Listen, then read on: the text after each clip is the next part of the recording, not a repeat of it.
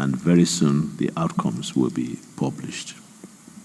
But let me go specifically to your questions.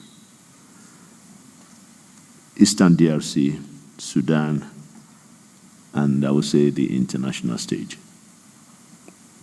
First, the summit discussed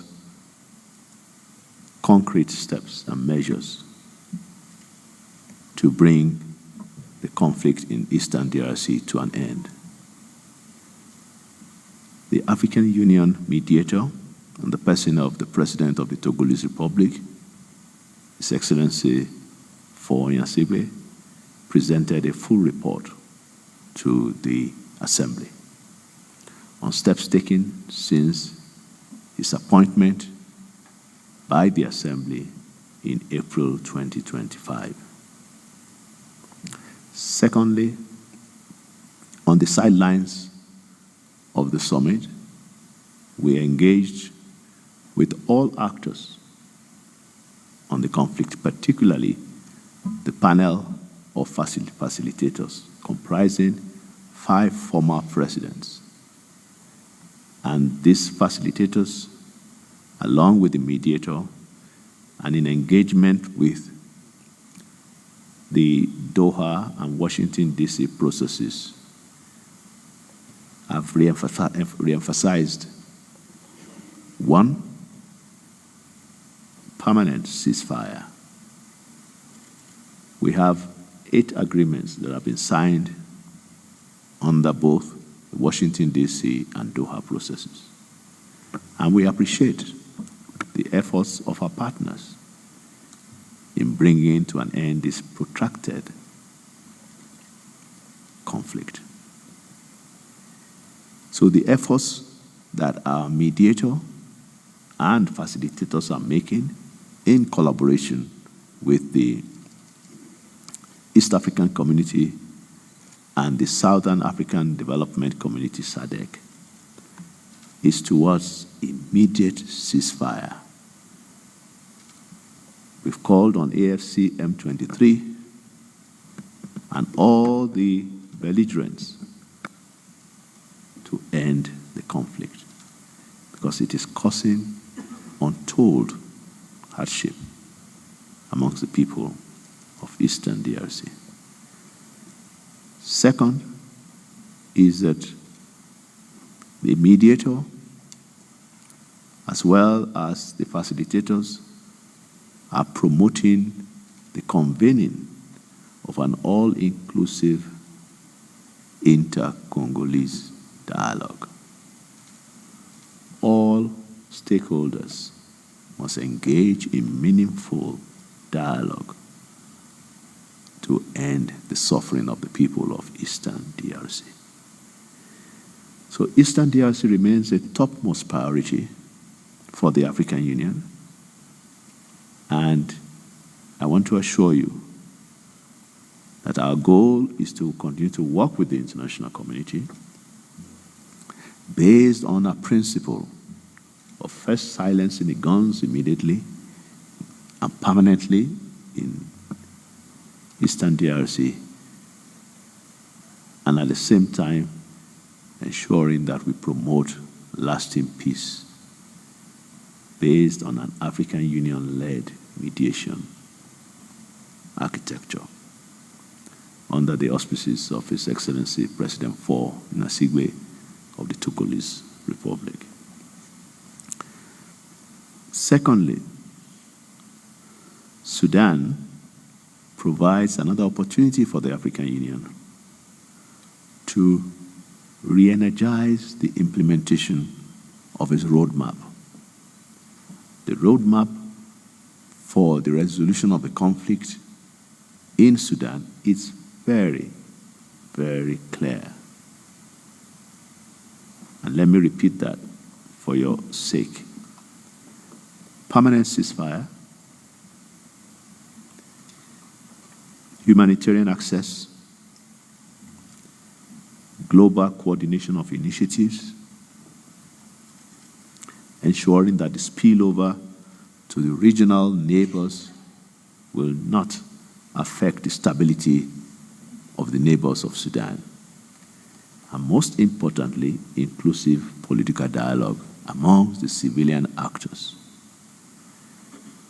We continue to appreciate the efforts of the international community and the UN Security Council working with us. The Quad, as you know, includes Egypt, the United States, United Arab Republic, and this Quad, we've been welcoming their efforts, and we have also, as the African Union, engaged with regional and continental international organizations to form what we call the Quintet. This includes the African Union Commission, IGAD, the United Nations, the League of Arab States, and the European Union. All these mechanisms have been set up to achieve one goal: diplomatic pressure on the belligerents, the parties to the crisis in Sudan, to find a permanent peace solution. As you have heard, it is the worst humanitarian crisis globally. It's virtually unreported. We need peace in Sudan, not only for the region, but for the entire people of our continent. I want to assure you that we are working relentlessly with all actors to achieve the #1 goal of the African Union in this Sudan crisis. That is permanent, unconditional, inclusive, immediate ceasefire. In doing so, we've already started, because one day we believe, we are very strong in our belief that peace will return to Sudan. And that is why the Peace and Security Council met at level of Ministers of Foreign Affairs on the 12th of February, prior to the start of this 39th Assembly of Heads of State. Chaired by the Arab Republic of Egypt, the Minister of Foreign Affairs and International Cooperation of Egypt. The communique is out there for your consumption. We have reaffirmed the pillars of the African Union roadmap. We have reaffirmed a commitment to work with IGAD, the United Nations, the League of Arab States, the European Union, and all special envoys working to bring peace to Sudan. And in the future, when we believe there will be peace, permanent peace in Sudan, the African Union is considering a number of scenarios which will be critical to any peace agreement that is reached. It is important to emphasize that we want to stop all wars in Sudan. All wars in Sudan. A permanent, comprehensive ceasefire is achievable, is doable in Sudan. Finally, the question on the United Nations Security Council reform. The UN itself, I cannot speak on behalf of the UN, but the UN itself has published, the Secretary General has published the UN 80 report on this reform of the Secretariat and relevant organs and bodies of the United Nations. For us, what is critical is that we need an agile, effective, inclusive, united nations. And I believe member states of the United Nations, including 54 member states of the African Union who are in the United Nations, will continue to work towards the best formula for sustainable, predictable, flexible financing of the UN bodies itself. But on the UN Security Council reform in particular, let me use this opportunity to congratulate DRC and the Republic of Liberia that have recently joined the A3, the African members, 3 members from the African Union who are in the current UN Security Council, and the Federal Republic of Somalia.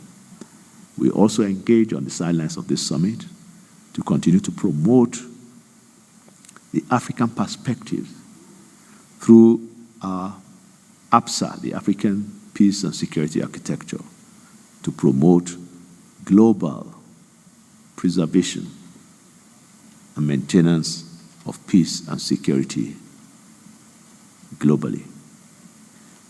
We want to note that whenever the United Nations approves the reform of the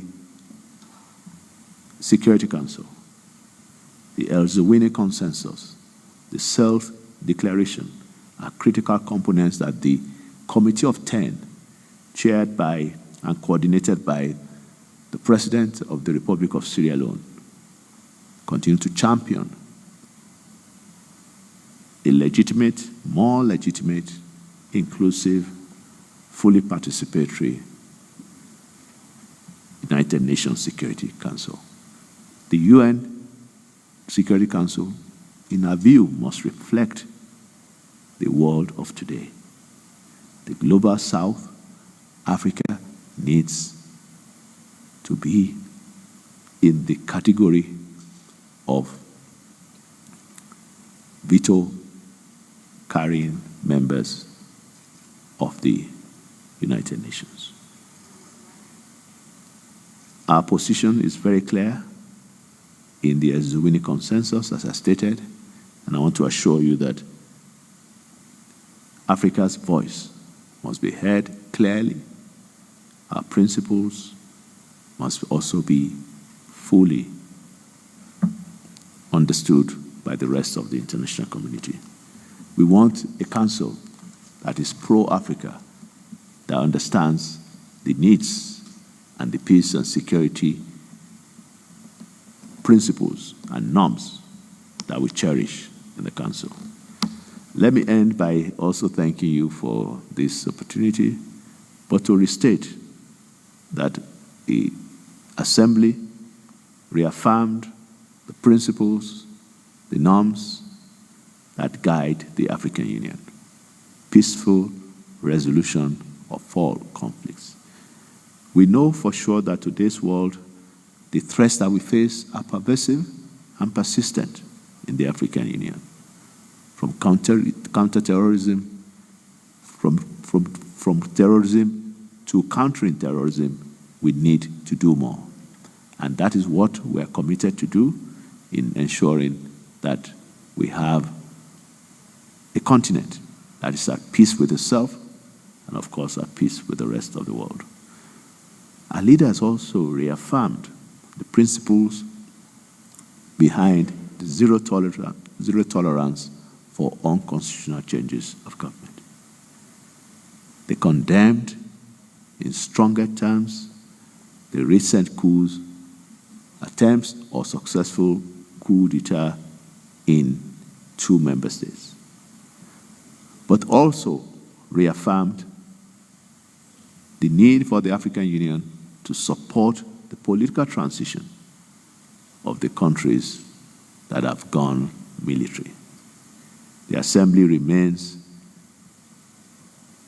a forum of democratically elected leaders. This is the African Union that we want. And this is the democracy, the rule of law, social justice, constitutionalism that we want to practice.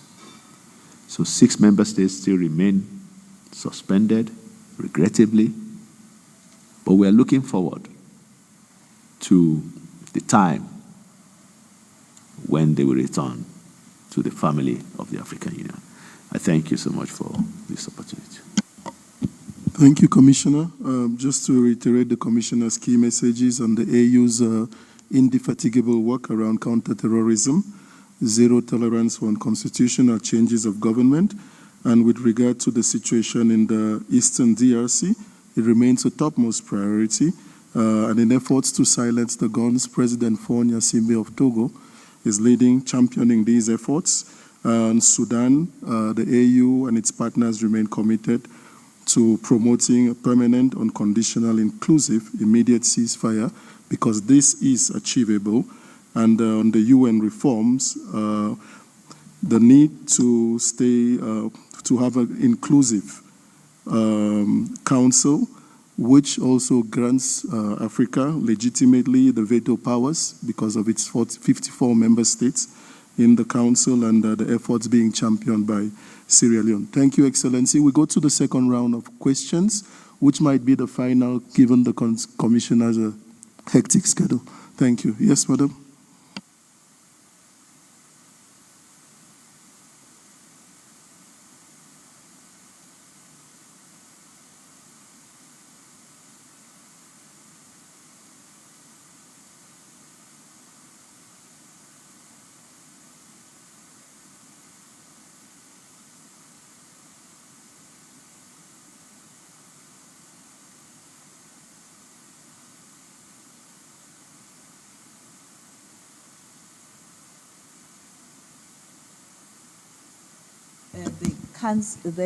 You act when things have gone horribly wrong. Look at the Sahel. Two, the Sahel region in particular. Yesterday, the outgoing president, the outgoing chair of the assembly, president of Angola, said you have to implement the Constitutive Act in all forms in terms of coups. But many people are saying, and he went further to say, you see people staging coups, these generals, and they come back now being elected, they participate here. But the question from Africans and young people in particular, who are restless, because African leaders, some of them, are about themselves, not the people. And that is why the youth would support these generals. The question is, how do you address the genuine concerns of Africans who end up being vulnerable, supporting the generals, addressing the cause, not the symptom? And how are you going to bring back those three Sahel regions? Now it's 4, Mali, Burkina Faso, Niger, and Guinea. Not forgetting Sudan. Thanks. Thank you very much, Madam. Next question. Yes, sir. Thank you so much for being with us, Commissioner.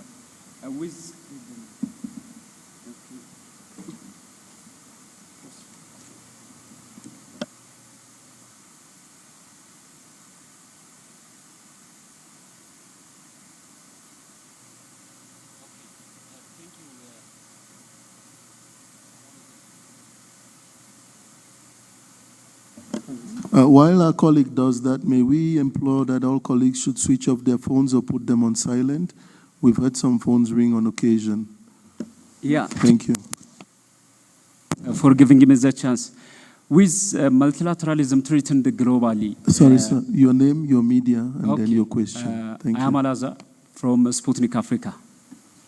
With multilateralism threatened globally, how is the Union, particularly the Peace and Security Council, working to maintain continental unity while managing different unwarranted external pressures which exerted against Africa?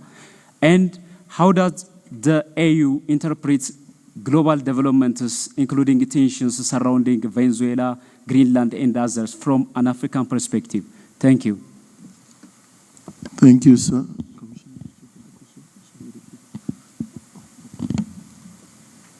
Thank you for the question. And they are related. I will answer the two questions because I have to go for another meeting. The first is that the African Union Peace and Security Council remains actively seized of all conflicts on our continent. Its mandate is very clear, enshrined in the protocol establishing the Peace and Security Council. 2 decades, the Council has been active in bridging the gap between early warning and early response, early action. The Council, as you know, is made up of 15 member states. The African Union Commission is not a member of Council. The Council has never in its history of 20 years voted once on a substantive agenda issue. This implies that the Council is in full solidarity with the people in conflict zones, with women, youth, and children affected by armed conflict, and it has always been responsive, swiftly. I'll give you an example. The conflict in the Republic of Sudan started on the 15th of April 2023. On the 16th of April, the next day, 2023, the Council was in full session, debating what to do, and I refer you to that communique that was issued thereafter. 16th of April, 2023. Were there early warning signs? Yes. But early warning must be fully situated in political will. And the analysis that we do in the Department of Political Affairs, Peace and Security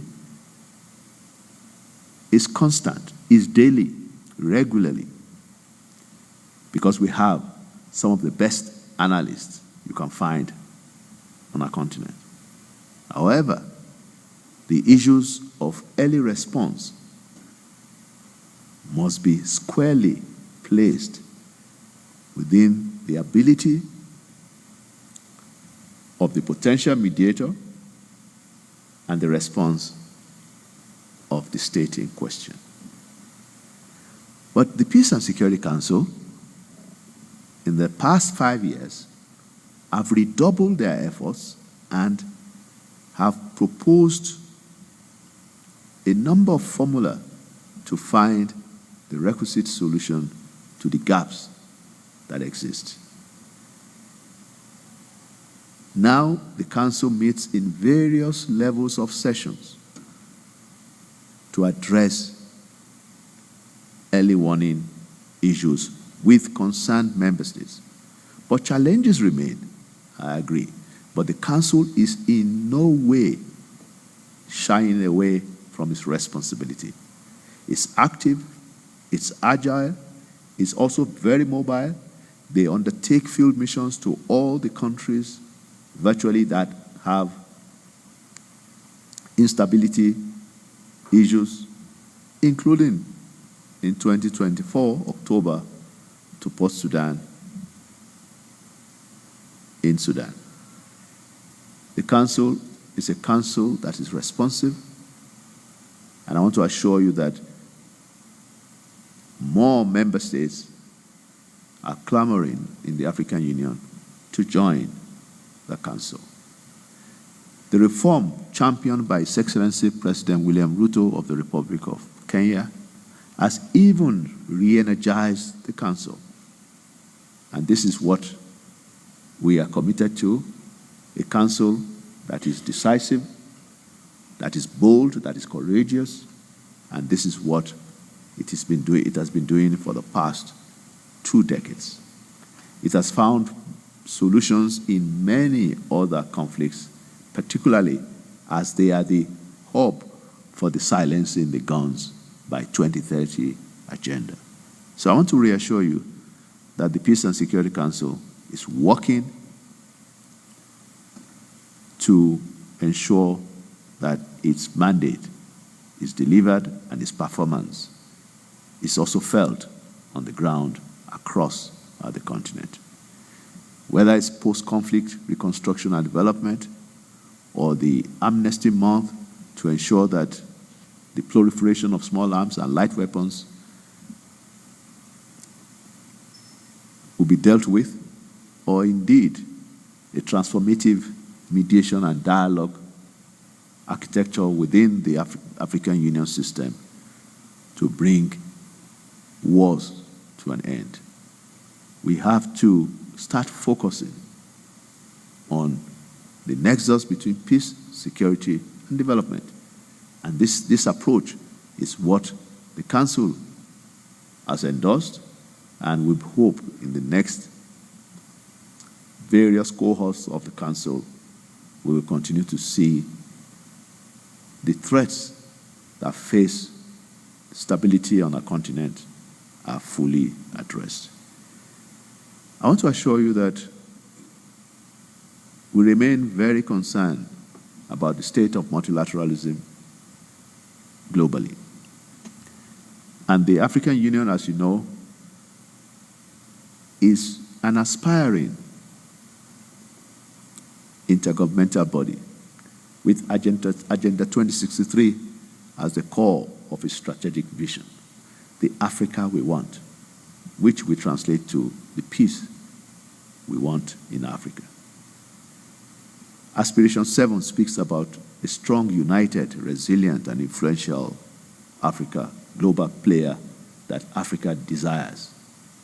And I want to assure you that in building that, we need a multilateral system that works, that respects the principles enshrined in the Charter of the United Nations, as well as our own Constitutive Act and our various norms and frameworks that have become globally recognized.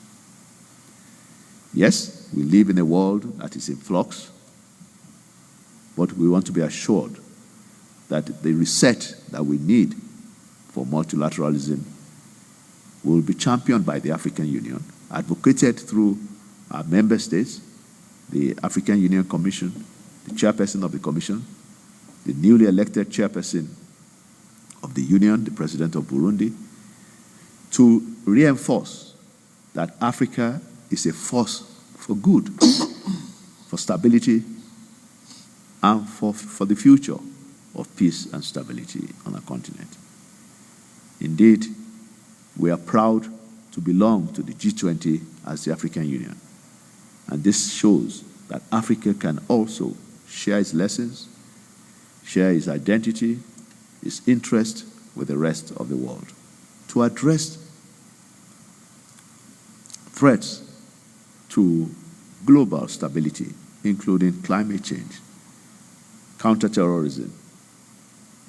In countering terrorism, we have to work with all parties because this ideology of hate is actually not in the interests of our Agenda 2063 implementation. Let me thank you profusely for your questions. I hope I've been able to answer some, but I want to assure you that please feel free to, in future, ask more questions.